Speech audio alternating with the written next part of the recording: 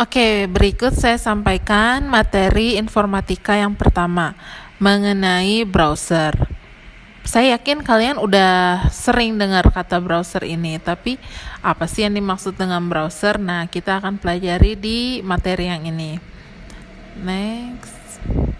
Oke, browser atau yang disebut dengan web browser, tapi untuk singkatnya biasa disebut browser aja. Web browser ini adalah website browser. Website sendiri artinya situs web, browser sendiri bisa diartikan sebagai penjelajah. Sehingga web browser ini adalah perangkat lunak. Ingat-ingat, web browser adalah salah satu contoh perangkat lunak atau software yang digunakan untuk menjelajahi internet. Jadi kalau kalian mau mencari sesuatu di internet, digunakan si browser ini, mencari situs, mencari informasi, mencari data, mencari segala yang kalian butuhkan yang ada di internet, menjelajahinya menggunakan browser. Nah, langsung ke contohnya. Nah, yang pertama ada Internet Explorer. Ini logonya. Kemudian ada Firefox. Ini logonya. Ada Safari untuk yang menggunakan sistem operasi iOS. Kemudian ada Chrome. Mungkin yang paling sering kalian gunakan ini yang Chrome. Kalau di komputer mungkin ada bawaannya mungkin Internet Explorer, tapi yang sering digunakan Chrome atau Firefox. Kecuali yang menggunakan iOS, bawaannya Safari. Berikut, next. Nah, berikut ini saya punya cara mengoptimalkan penggunaan browser. Jadi kalau kalian mencari informasi di internet, ada beberapa cara yang bisa digunakan untuk mengoptimalkan penggunaan browsernya. Yang pertama, gunakan berbagai browser. Jadi setiap browser itu punya database-nya masing-masing. Jadi Google punya database-nya masing-masing, maksud saya Chrome. Kemudian Firefox punya database-nya masing-masing. Udah gitu Safari punya database-nya sendiri. Jadi mungkin aja Chrome tidak selengkap Firefox, atau mungkin Firefox nggak selengkap Chrome. Nah, jadi kalau misalnya kalian merasa informasi yang kalian cari di satu browser tidak ditemukan atau kurang akurat menurut kalian, kalian bisa menggunakan browser yang lain.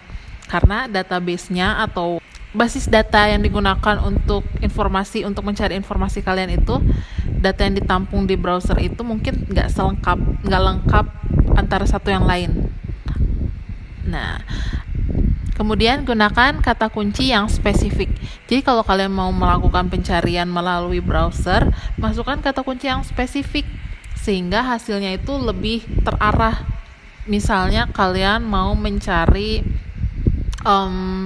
resep mie ayam, ketikkanlah resep mie ayam, jangan cuma tulis mie ayamnya doang, atau jangan cuma tulis resep doang, kan nggak spesifik. Jadi semakin spesifik tulisan kalian di web browsernya, makin spesifik juga hasilnya. Kemudian gunakan tanda kutip. Tanda kutip ini membantu untuk membuat pencarian kalian lebih spesifik. Misalnya kalian mau mencari yang tadi contohnya, mencari resep mie ayam. Nah, kalian gunakan tanda kutip. Misalnya kalian benar-benar nyarinya mau resep mie ayam. Nah, nanti hasil pencariannya hanya akan menampilkan hasil-hasil yang atau informasi-informasi yang mengandung kata kunci resep mie ayam. Nggak akan muncul resep yang lain, resep mie instan, resep mie mie yang lain-lain nggak akan muncul, karena yang lebih spesifik ada di dalam tanda kutip itu, hasilnya akan lebih spesifik. Jadi tanda kutip mempermudah atau lebih menspesifikkan informasi yang kalian cari. Selanjutnya, nah, gunakan file type. Nah, kalau kalian mencari sesuatu di internet, terus mencarinya, misalnya kalian mau cari PDF dari buku prakarya, cari PDF-nya, cari e-booknya. Nah, pasti formatnya kan dalam bentuk PDF. Kalian ketikin buku prakarya, terus ketikin nih file type, nih file type _2 Nah, file type titik 2 ketikin PDF. Jadi nanti hasil yang dimunculkan di browsernya itu semua informasi dalam bentuk PDF. Kalian tinggal pilih mana yang kalian butuhin. Jadi untuk mencari file dengan format tertentu, gunakan kata kunci file type titik 2 ini. File type titik 2 diikuti dengan tipe atau format file yang kalian inginkan. Ada file dokumen, ada file PPT untuk yang PowerPoint, ada PDF, dan lain sebagainya. Kemudian gunakan penelusuran lanjutan. Penelusuran lanjutan ini digunakan untuk makin mempersempit pencarian sehingga informasi yang dihasilkan lebih akurat. Misalnya kalian spesifik nih, kalian mau cari informasi atau berita terbaru yang baru terjadi tadi pagi misalnya. Penelusuran lanjutan ini kalian bisa lebih menspesifikkan waktunya, misalnya waktunya berita yang muncul tadi pagi dari jam segini sampai jam segini, atau berita yang muncul dari tanggal sekian sampai tanggal sekian. Terus apa kata-kata apa yang harus muncul di beritanya juga bisa kalian tentukan di penelusuran lanjutan. Nanti saya akan berikan contohnya. Kemudian yang terakhir ada tentang Google Scholar. Google Scholar ini berguna buat kalian sebagai pelajar, atau mungkin lebih berguna lagi kalau nanti kalian udah di jenjang yang lebih tinggi. Kenapa? Karena di Google Scholar ini kalian bisa menemukan karya-karya ilmiah, ada buku, ada hasil-hasil penelitian. Yang jelas informasi yang ada di situ sangat akurat karena merupakan hasil penelitian atau merupakan buku atau merupakan karya ilmiah, di mana yang pasti tulisan-tulisan tersebut berdasarkan fakta. Jadi kalau misalnya kalian searching atau mencari informasi di browser, cuman ketikin di Google biasa aja, bisa jadi informasi itu hanya kopas dari sana sini, atau mungkin sebenarnya misalnya yang paling populer kan dari Wikipedia. Nah, itu kan sebenarnya si Wikipedia sendiri aja adalah website yang bisa diedit oleh siapa aja. Jadi bisa jadi informasi tersebut nggak akurat. Nah, kalau mau lebih akurat, kalau mau cari karya-karya ilmiah atau yang merupakan hasil penelitian, kalian bisa carinya di Google Scholar. Langsung aja di Google, terus ketikin Google Scholar, nanti muncul tampilan Google Scholar, udah gitu kalian tinggal ketikin apa yang kalian mau cari. Oke, berikutnya saya mau kasih contoh tentang penggunaan browser. Salah satu browser tadi, contoh browser adalah Google Chrome. Ini yang saya gunakan. Kemudian saya mau kasih contoh tentang penggunaan browser yang optimal. Jadi yang pertama tadi saya bilang, kalau misalnya kalian mencari sesuatu, gunakan kata kunci yang spesifik. Misalnya tadi saya kasih contoh adalah mie ayam kan, resep mie ayam. Gunakan kata kunci yang spesifik. Misalnya pertama saya akan cari resep mie.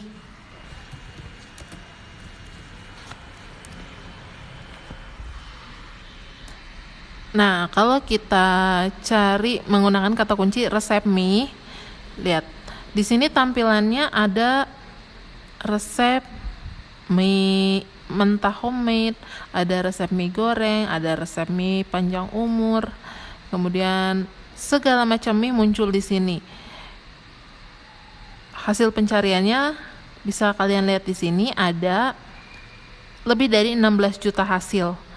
Kemudian kalau kalian lebih spesifik, ketikin resep mie ayam, hasilnya turun. Jadi tinggal 9 juta aja hasilnya. Jadi lebih spesifik. Yang muncul pun lebih spesifik. Di sini mie ayam, ini benar mie ayam. Nggak kayak tadi semua hasil mie muncul. Kemudian yang penggunaan tanda kutip. Tadi seperti yang saya bilang, kalau misalnya kalian mau lebih spesifik, gunakan tanda kutip. Berarti si kata yang ada di dalam tanda kutip itu harus tercantum di hasil pencariannya. Ini contohnya saya kasih tanda kutip misalnya di mie ayamnya.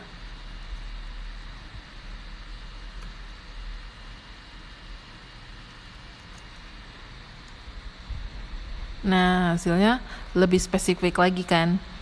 Ada tinggal 1 juta hasil. Semua yang ditampilkan di sini harus mencantumkan kata mie ayam.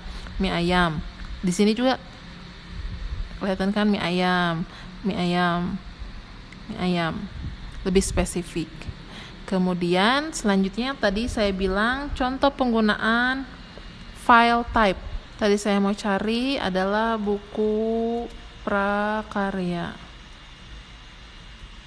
Buku prakarya yang tipe filenya atau format filenya itu PDF. Karena mau cari e-booknya kan. Nah, kita ketikin file type (2). Nah, ketikin deh PDF. Nah, lihat di sini, ini ada jenis filenya PDF. Semua yang ditampilkan PDF. Nah, kemudian selanjutnya penggunaan penelusuran lanjutan. Penelusuran lanjutan, misalnya kita mau cari tentang virus corona.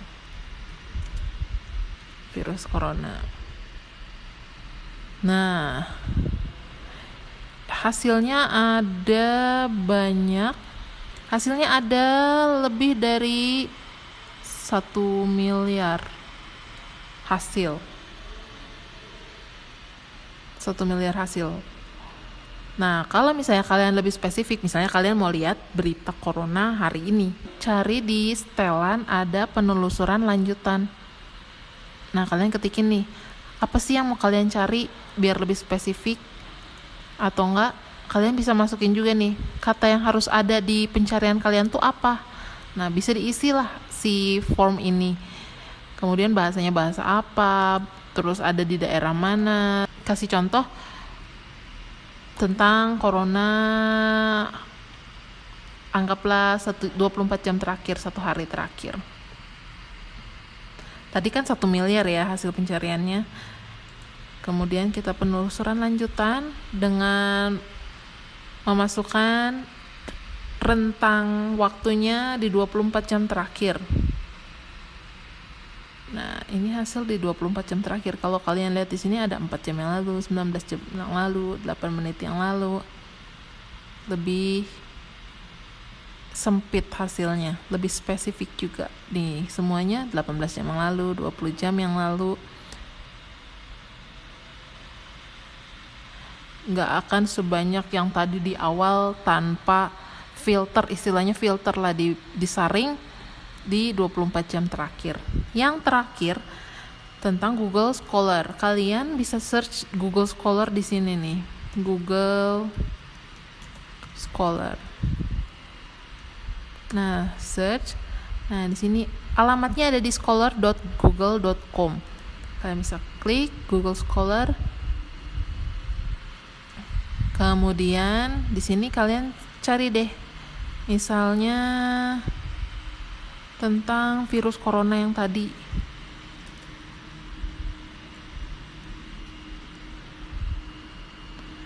Nah, di sini ada file-file biasanya berupa karya ilmiah atau yang tadi saya bilang hasil penelitian atau buku. Yang jelas hasil yang ditulis di sini berdasarkan fakta.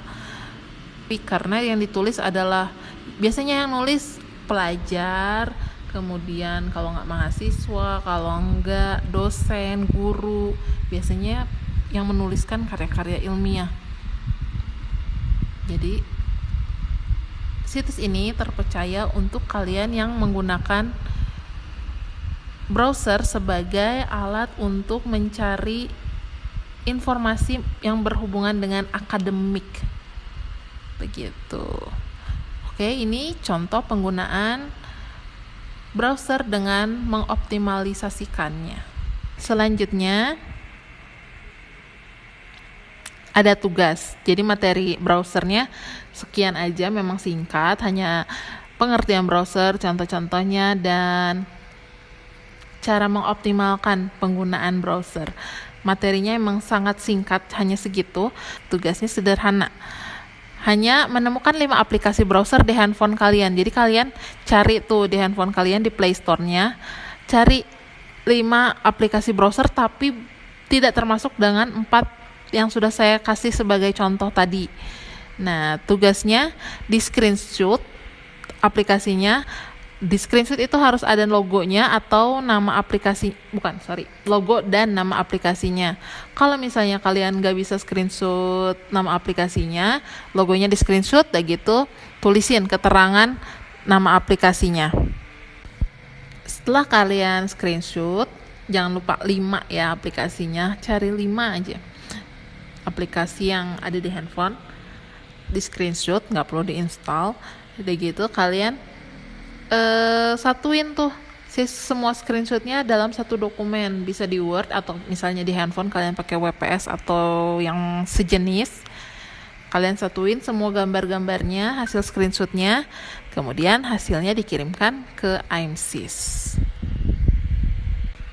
Oke, begitu pembelajaran tentang materi browser. Terima kasih.